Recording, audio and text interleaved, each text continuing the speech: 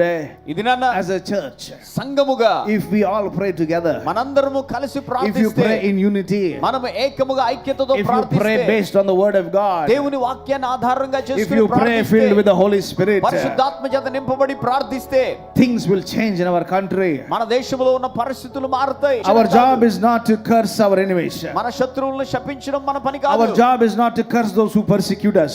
మనల్ని హింసించేటువంటి వారిని శపించడం కాదు. Our job is not to fight about their God and our God.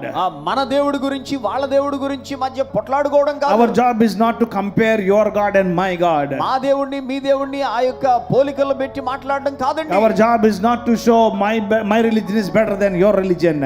నీ మతం కంటే నా మతం గొప్పదని చూపించడం కాదు మన పని. What do you need to do? మనం చేయాల్సింది ఏమిటి?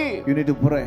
మనం ప్రార్థించాలి. You need to pray. ప్రార్థన చేయాలి. You need to humble yourself. మనలను మనం తగ్గించుకోవాలి. You need to pray based on the word of God. దేవుని వాక్యాన్ని ఆధారముగా చేసుకుని We ప్రార్థించాలి. need to pray for our country. మన దేశం కొరకు మనం We need ప్రార్థించాలి. to pray for our prime minister.